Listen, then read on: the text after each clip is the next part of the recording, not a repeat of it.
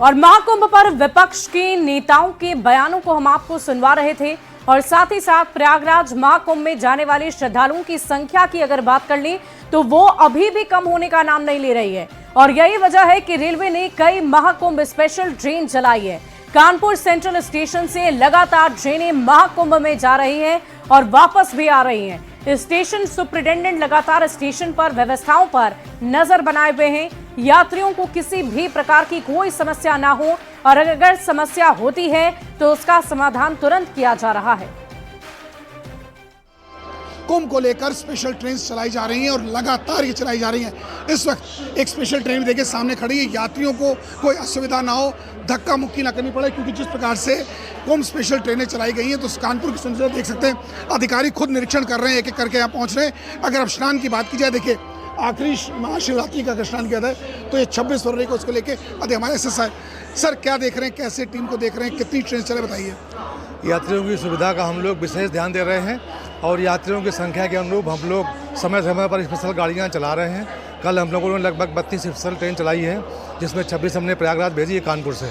इसलिए किसी भी यात्री को किसी तरह की असुविधा न हो, ये विशेष ध्यान दिया रहा है। और हमारे परिचालन विभाग के सक्षम अधिकारियों का निर्देश है कि यात्रियों की सुरक्षा का विशेष ध्यान दिया जाए।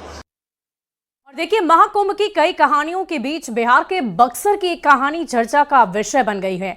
ये कहानी उन दोस्तों की है जिन्होंने महाकुंभ तक पहुंचने के लिए 600 किलोमीटर तक का सफर मोटर बोट से तय कर लिया है।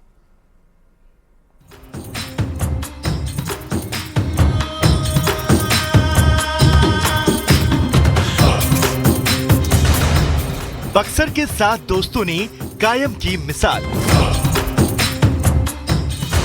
600 किलोमीटर की नाव से यात्रा, महाकुंभ तक पहुंचने के लिए मोटर बोट का सहारा।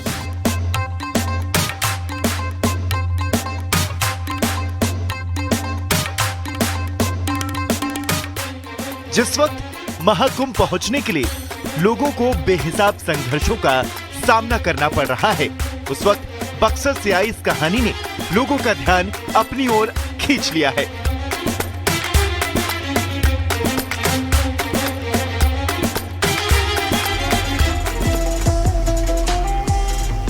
ये कहानी उन दोस्तों की है जिन्होंने सड़क के महाजाम और रेलवे की बेहिसाब भीड़ का सामना किए बगैर न सिर्फ संगम में स्नान किया, बल्कि अपने सफर से हर किसी को चौंका दिया।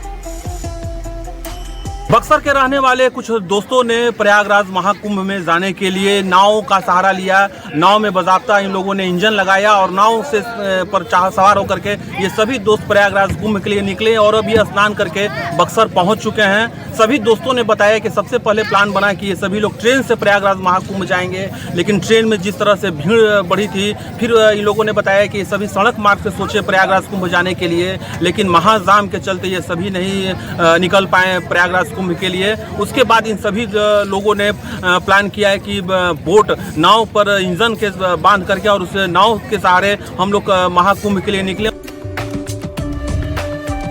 दरअसल बक्सर के कमहरिया गांव के रहने वाले ये लोग दूसरे श्रद्धालुओं की तरह ट्रेन या सड़क के रास्ते प्रयाग तक पहुंचना चाहते थे, लेकिन न तो ट्रेन में जगह थी और न ही सड़क के जरिए आसानी से महाकुंभ तक पहुंचा जा सकता था।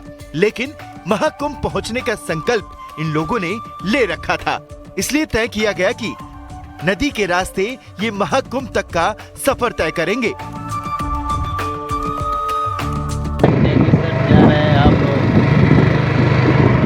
यहाँ पर देख लीजिए, हम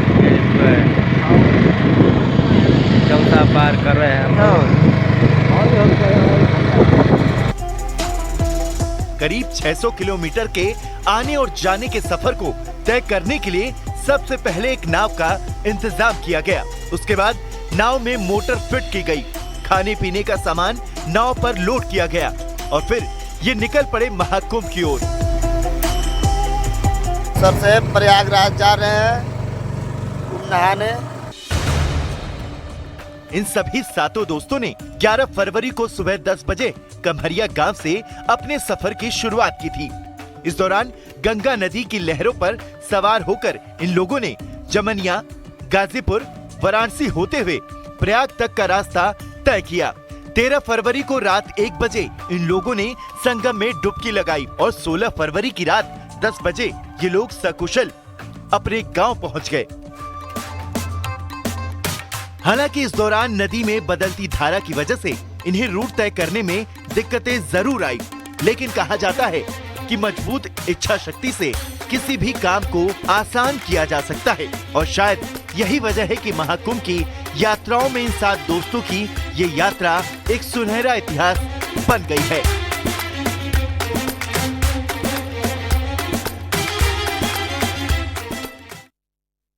और देखिए, महाकुंभ में श्रद्धालुओं का आंकड़ा हर रोज नए रिकॉर्ड कायम कर रहा है।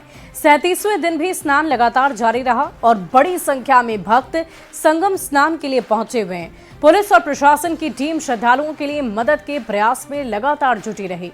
इस रिपोर्ट को देखिए।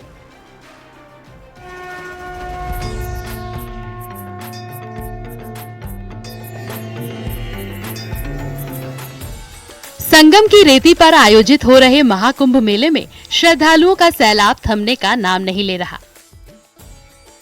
महाकुंभ मेले में मंगलवार को 37वें दिन भी श्रद्धालुओं का तांता लगा रहा। लाखों श्रद्धालुओं ने त्रिवेणी संगम में स्नान किया और पूजा अर्चना की। महाकुंभ मेले में मंगलवार को भी 1 करोड़ से ज्यादा श्रद्धालुओं ने संगम तट पर पहुंचने का अनुमान है। भीड़ को नियंत्रित करने के लिए रूट डायवर्जन किए गए हैं। लोगों को पैदल भी चलना पड़ रहा है। श्रद्धालु महाकुंभ मेले की तैयारियों की जमकर सराहना कर रहे हैं। महाकुंभ में आज 37वां दिन है और लगातार श्रद्धालुओं की तादाद संगम नोज पर बढ़ती जा रही है। आप देख सकते हैं ये संगम से लौटने का मार्ग है, त्रिवेणी मार्ग, और यहाँ पर श्रद्धालुओं की भीड़ यहाँ पर लगी हुई है। सुबह से